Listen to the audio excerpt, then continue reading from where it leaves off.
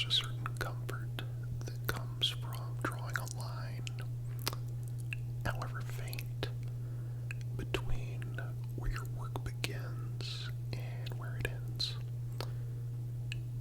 In a world that's grown increasingly digital and where laptops are as common as kitchen tables as they are on office desks, it can be extremely easy to blur that line entirely. Now, working from home, at first glance, it seems like the ideal solution.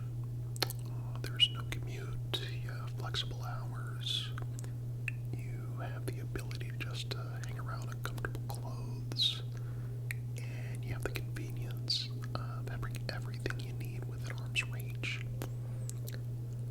But as time passes, many discover that this perceived convenience can quickly become a double-edged sword. What seems freeing at first can, in fairly subtle and generally unnoticed ways, actually begin to weigh you down. Now, personally, I've come to realize that I prefer to separate my work life and my personal life as much as possible.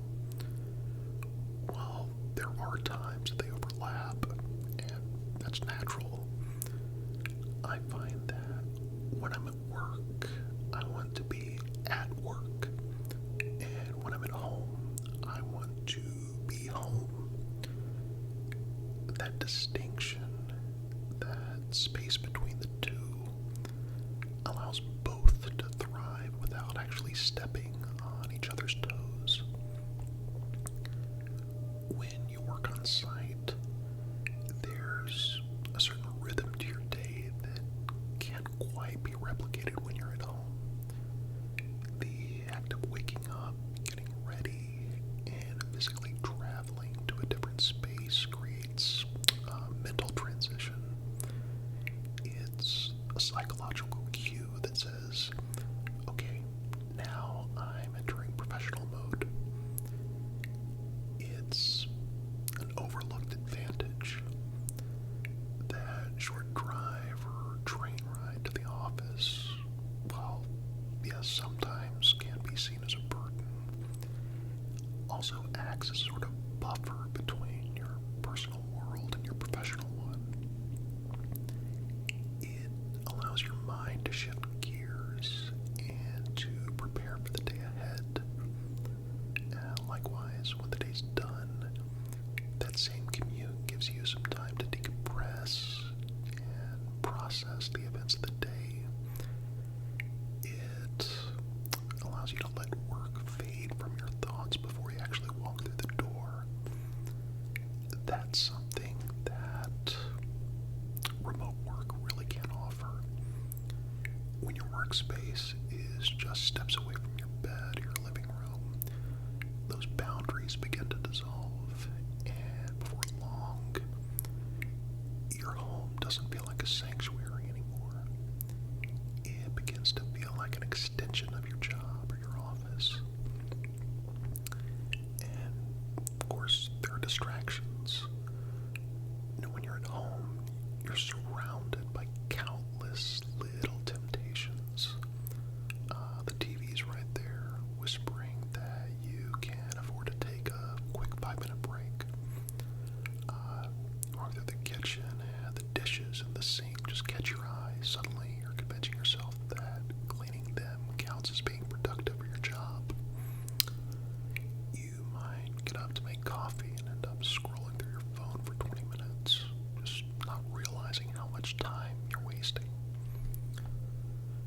There's the neighbor mowing the lawn, you got the dog barking, you have kids running around, you have laundry that needs to be done, or you have a package you've been waiting that arrives right in the middle of your concentration. Each of these little things, now on their own, they seem trivial, but together they form a constant series of interruptions that just chip away at your focus.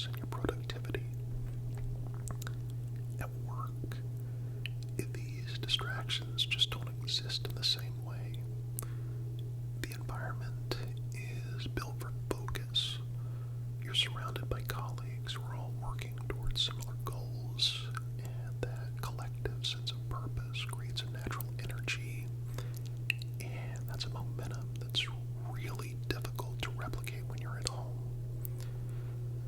Now, working on site also fosters a sense of connection that remote work really can't match.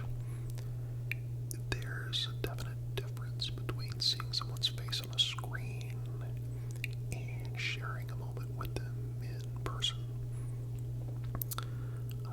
Collaboration happens more naturally when people actually share a workspace.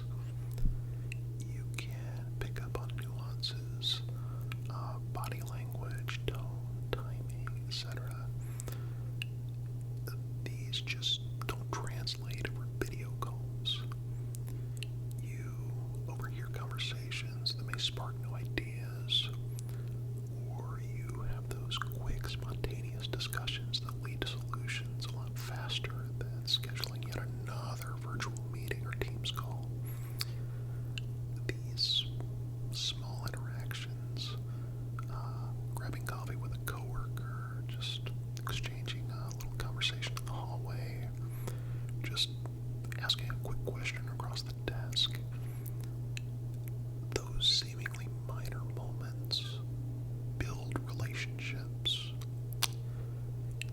They build trust, and trust in any team environment is incredibly valuable. It makes communication smoother, and it strengthens collaboration. It makes the workplace feel more like a community than just a collection of individuals working separately, which is what you get when you're working out of the office. Now, another aspect of working on site that I think goes overlooked a lot of the time is the sense of accountability that it instills. When you're physically present, there's an unspoken awareness that others can see your effort and engagement. That doesn't mean you're under constant scrutiny. It just means that you're part of a shared environment where effort is visible, and that in itself can be motivating. It creates a culture of mutual respect and diligence. If you see others working hard, it's naturally going to push you to match that energy. At least I hope it does. Now, remote work can sometimes foster isolation, and with that isolation can come complacency. It's not that people mean to do less, it's just that without that daily, tangible sense of being part of something bigger, it's so much easier for motivation to wane. And from a broader perspective, working on site isn't just beneficial to the individual, it's beneficial to the company as a whole. When employees are physically present, communication just flows more efficiently, problems tend to get solved faster, and just that collaboration feels more cohesive. The company can actually observe firsthand how different teams interact. They can see where those strengths and weaknesses lie, and they can see how processes can be improved. There's a visibility and an immediacy that simply doesn't exist in a remote setting. And when the company benefits from this energy, it's going to reflect back on you. A well-functioning company is going to be a stable one, and your performance within that environment helps guarantee your continued place within it. Your success contributes directly to the organization's success, and that connection is far more tangible when you're actually on site. Now, I realize that this approach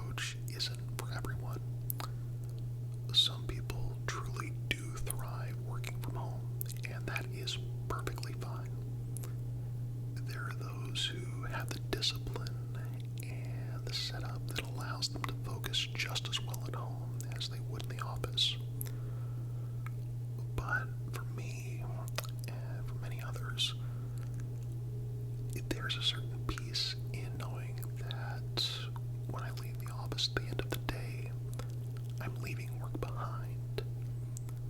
That when I step through my front door, I'm not just walking into another version of my office. I'm home. I'm on my time now. That separation really gives me balance. It lets me enjoy my free time without guilt, without that nagging feeling that I should check my email one more time or finish that one last task before bed. In truth, working on site restores a sense of order and clarity to life. At least in my case. Again, it's not for everyone. I think that it creates structure in a world that's increasingly unstructured. It offers social interaction in an age where isolation is becoming the norm.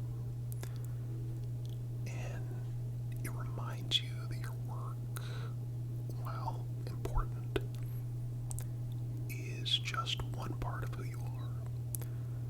When you can leave your workplace and know that you've done your part for the day, that your contribution has meaning and visible impact, you not only strengthen your company's foundation, you actually strengthen your own sense of purpose.